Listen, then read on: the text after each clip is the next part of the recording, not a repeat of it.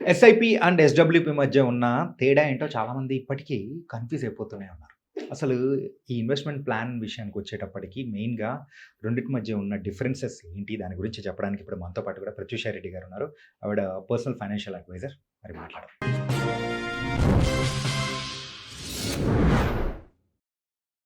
Hi ma'am. నమస్తే ma'am. నమస్తే అండి. ఎస్ఐపి అండ్ ఎస్‌డబ్ల్యూపీ ఒకటేమో ఇన్వెస్ట్‌మెంట్ ప్లాన్, ఇంకోటేమో విత్‌డ్రాయల్ ప్లాన్. కానీ యాహ్! దీని గురించి మాత్రం చాలామంది కన్‌ఫ్యూజ్ అయిపోతూ ఉంటారు. అది ఇదేని, ఇది అదే అని జెప్పేసి అలా అంటే మిస్టేక్స్ అనేది కూడా చేసుకుంటూ వెళ్ళిపోతున్నారు. సో, దాని గురించి కాస్త క్లారిటీ అనేది ఇస్తే. యాహ్! ఎగ్జాక్ట్‌లీ. చాలా వరకి ఇప్పటికి ఇంత మనకి ఇన్వెస్ట్‌మెంట్ నాలెడ్జ్ వస్తుంది అని అనుకున్నా గానీ, ఇంకా చాలా వరకి వాళ్ళకి కన్‌ఫ్యూజన్‌లోనే ఉన్నారు. ఎస్ఐపి అంటే ఏంటి? ఎస్‌డబ్ల్యూపీ అంటే ఏంటి అన్నది. ఎస్ఐపి అండ్ ఎస్‌డబ్ల్యూపీ అనేవి ఇవి ప్రొడక్ట్స్ కావు. చాలా వరకి అందరూ ఏమనుకుంటారు అనంటే, ఇవి ప్రొడక్ట్స్ అనుకుంటారు. హ్మ్. అవి ప్రొడక్ట్స్ కాదు. అది మనం ఇన్వెస్ట్‌మెంట్ చేయడానికి అదొక ప్రాసెస్. ఓకే. 2 కూడా. ఇది విత్‌డ్రావల్ కిందికొస్తుంది. సిస్టమాటిక్ విత్‌డ్రావల్ ప్లాన్ అంటారు ఎస్‌డబ్ల్యూపీని. హ్మ్. అండ్ ఎస్ఐపి అనేది సిస్టమాటిక్ ఇన్వెస్ట్‌మెంట్ ప్లాన్ కిందికొస్తుంది. సో, ఎస్ఐపి అంటే ఇంకా కొంచెం అందరూ కొద్దిగా అవేర్‌గానే ఉన్నారు. హ్మ్. ఏంటి అంటే ఎవ్రీ మంత్ మనం ఒక అమౌంట్ పెట్టడం దాన్ని ఎస్ఐపి అంటాము అని చెప్పేసి. హ్మ్. అది ఎక్కడన్నా అవ్వచ్చు. పోస్ట్ ఆఫీస్‌లో అవ్వచ్చు, బ్యాంక్‌లో అవ్వచ్చు, మ్యూచువల్ ఫండ్స్‌లో అవ్వచ్చు, ఇన్స్యూరెన్సెస్‌లో అవ్వచ్చు. అది ఎక్కడన్నా అవ్వచ్చు. ఎవ్రీ మంత్ మీరొక సర్టెన్ అమౌంట్ పెడుతున్నారు అనంటే అది ఎస్ఐపి కిందికే వస్తుంది. హ్మ్. And SWP. ఎస్‌డబ్ల్యూపీ అంటే చాలా వరకి అందరూ ఉన్న అపోహ ఏంటి అనంటే ఎస్ఐపి తర్వాతే ఎస్‌డబ్ల్యూపీ వస్తుంది అని హ్మ్. చెప్పేసి. యాహ్! అంటే ఇప్పుడు ఒక 10 ఇయర్స్ మనం ఎస్ఐపి చేసి, ఆ తర్వాతనే మనం ఎస్‌డబ్ల్యూపీ చేయొచ్చు అన్న అపోహలోనే చాలా వరకి అందరూ ఉన్నారు. కాకపోతే అది కరెక్ట్ కాదు. అది ఎస్ఐపి అంటే ఇప్పుడు మీ దగ్గర ఒక లంసమ్ లేదు హ్మ్. అన్నప్పుడు మీరు ఎస్ఐపి చేసి, ఆ తర్వాత ఈ ఎస్‌డబ్ల్యూపీని అక్కడ అప్లై చేసుకోవచ్చు. లేదు ఇప్పుడు మన దగ్గర ఒక లంసమ్ అమౌంట్ ఉంది. ఒక 25,00,000, 30,00,000 ఉన్నాయి మన దగ్గర ఇప్పుడు.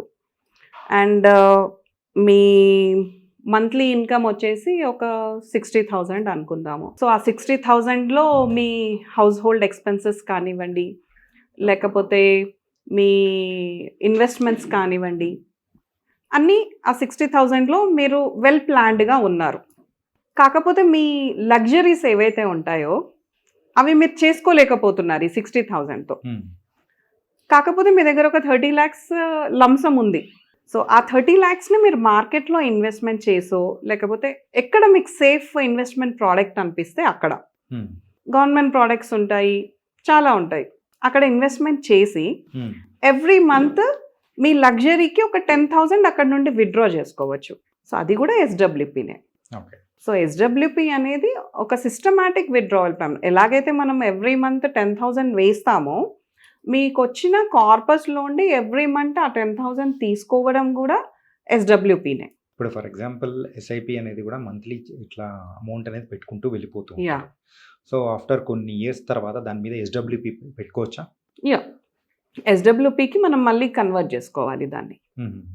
ఎప్పుడు? ఎస్ఐపి ఇప్పుడు సపోజ్ ఒక 20 ఇయర్స్ పెట్టారు. హ్మ్. మీకు ఒక 1 క్రోర్ అక్యుములేషన్ అయింది. అండ్ మీకు మంత్లీ ఇంత అమౌంట్ కావాలి. హ్మ్. సో, అప్పుడు ఈ 1 క్రోర్‌ని తీసుకెళ్ళి మనం ఎస్‌డబ్ల్యూపీ ప్రోడక్ట్ ఉంటాయి. ఎస్‌డబ్ల్యూపీకి అప్పుడు ప్రొడక్ట్స్ ఉంటాయి. డిఫరెంట్ కంపెనీస్‌లో. హ్మ్. మ్యూచువల్ ఫండ్స్‌లో గానివ్వండి ఎక్కడైనా. సో, మనం మంచి ప్రోడక్ట్ చూజ్ చేసుకొని అప్పుడు ఎస్‌డబ్ల్యూపీ చూజ్ చేసుకొని మంచి ప్రోడక్ట్‌లో ఆ అమౌంట్‌ని ఇన్వెస్ట్ చేసి, అక్కడి నుండి ఎవ్రీ మంత్ నాకు ఇన్ని ఇయర్స్ ఇంత అమౌంట్ విత్‌డ్రావల్ అవ్వాలి అని పెట్టుకుంటే, ఆ డేట్‌కి మనకు విత్‌డ్రావల్ వచ్చేస్తుంది. ఓకే. అండ్ ఎంత అమౌంట్ పెట్టుకుంటూ వెళ్తే మనకు ఎస్‌డబ్ల్యూపీ అనేది తీసుకోవడంలో బెటర్ అంటారు? ఎస్‌డబ్ల్యూపీ అనేది తీసుకోవడంలో బెటర్ అనేది అంటే అది పర్సన్ టు పర్సన్ డిఫరెంట్ ఉంటుంది. హ్మ్. ఇప్పుడు మీకొక అమౌంట్ అవసరం పడొచ్చు, మీ ఫ్రెండ్‌కి ఒక అమౌంట్ అవసరం పడొచ్చు, నాకొక అమౌంట్ అవసరం పడొచ్చు. It depends on your lifestyle. Hmm. మీ లైఫ్ స్టైల్ పైన డిపెండ్ అయి ఉంటుంది. ఇప్పుడు మీకు ఒక 50,000 అవసరం పడొచ్చు. ఇప్పుడు మీ దగ్గర ఒక 1 క్రోర్ అక్యుములేట్ అయ్యి ఉన్నాయి. మీకు ఎవ్రీ మంత్ ఒక 1,00,000 కావాలి అనుకుందాము. హ్మ్. సో, ఆ 1,00,000 మీరు ఆ ఎస్‌డబ్ల్యూ నుంచి విత్‌డ్రా చేసుకోవచ్చు. హ్మ్. కాకపోతే అది ఎన్ని ఇయర్స్ సస్టైన్ అవుతుంది అన్నది కూడా మనం క్యాల్కులేషన్ చూసుకోవాలి. ఓకే.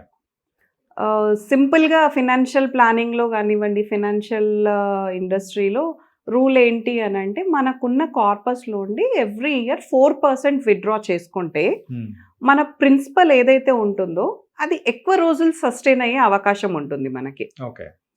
సో ఇప్పుడు మనకి ఒక 1 lakh అవసరం అనుకోండి, ఎంత అవుతుంది అది ఎవ్రీ ఇయర్? ఎవ్రీ ఇయర్ ఎంత 4%?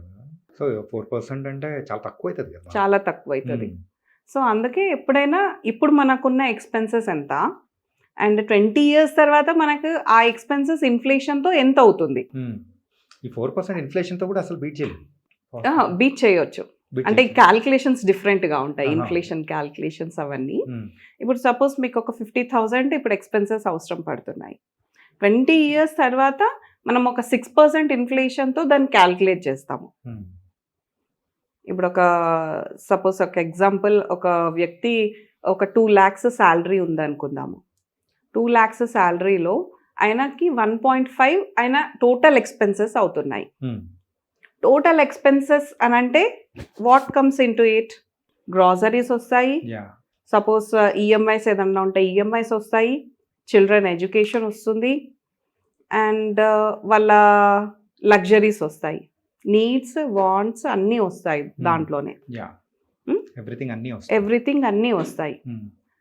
సో ఈ క్యాల్కులేషన్ ఎలా చేస్తాము అని అంటే ఇన్ఫ్లేషన్కి ఈ 1.5 పైన టోటల్గా మనము క్యాల్కులేట్ చేసేసాం అనుకోండి ఇన్ఫ్లేషన్ని, అప్పుడు మనకు అవసరం ఉన్న దానికన్నా ఎక్కువ కూడా అక్యుములేట్ చేసుకుంటాం మనం.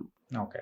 సో యాక్చువల్ క్యాల్కులేషన్ ఎలా చేస్తాము మేము ప్లానర్స్గా అని అంటే, ఇప్పుడు గ్రాసరీస్కి ఇంత అవసరం, మీకు ఎంత మంత్లీ 1.5లో ఉంటే మీరు ఒక 50,000 గ్రాసరీస్కి స్పెండ్ చేస్తున్నారు, అండ్ మిగతా 50,000లో లేకపోతే ఒక 75,000 ఈఎంఐకి వెళ్తుంది అనుకున్నాం. ఆ ఈఎంఐ ఎన్ని టెన్యూర్స్ ఉంది ఇంకా టోటల్గా, అది కూడా కన్సిడరేషన్లోకి తీసుకోవాల్సి వస్తుంది ఇన్ఫ్లేషన్ మనం క్యాల్కులేట్ చేసేటప్పుడు. అండ్ మీ చిల్డ్రన్కి ఎంత ఖర్చు పెడుతున్నారు అన్నది క్యాల్కులేషన్లోకి తీసుకోవాల్సి వస్తుంది. సో ఇవి దీంట్లో ఉండి ఒక 2 మనకి 20 years తర్వాత అవసరం పడదు. ఏంటి అవి? EMI and children's education. వాటిని మైనస్ చేసుకోవచ్చు కదా ఆ 1.5లో ఉండి, మైనస్ చేసి అప్పుడు మనం ఇన్ఫ్లేషన్ క్యాల్కులేట్ చేసుకుంటాము. చేసుకుంటే మనకు ఎంత కార్పస్ అక్యుములేట్ అవ్వాలి అన్నది అప్పుడు ఎగ్జాక్ట్గా తెలుస్తుంది. సో మనం అంత ఎస్ఐపి మాత్రమే దాంట్లో పెట్టొచ్చు. ఓకే. సో ఏ గోల్కి ఎంత వెళ్ళాలి అన్నది కూడా చాలా ఇంపార్టెంట్. ఇప్పుడు డైరెక్ట్ 1.5 మీరు ఇన్ఫ్లేషన్తో క్యాల్కులేట్ చేస్తే మీకు కార్పస్ ఎక్కువ వస్తుంది కదా అక్కడ కన్సిడరేషన్లో, అండ్ ఇక్కడ మీరు పెట్టాల్సిన ఎస్ఐపి కూడా అమౌంట్ ఎక్కువ ఉంటుంది. సో ఏదైతే వేరే ఇంపార్టెంట్ గోల్ ఉంటుందో దానికి మీరు తక్కువ స్పెండ్ చేయాల్సి ఉంటుంది అప్పుడు అక్కడ. సో అన్ని గోల్స్కి ఈక్వల్గా కన్సిడరేషన్ ఇవ్వడం, అండ్ ఏ గోల్కి ఎంత ఎస్ఐపి పెట్టాలి ఆ కార్పస్ రీచ్ అవ్వడానికి అన్నది కూడా చాలా ఇంపార్టెంట్. ఓకే. సో క్యాల్కులేషన్ ఇలా చేస్తాం అన్నట్టు ప్లానింగ్లో. Okay. Nice ma'am. Thank you so much.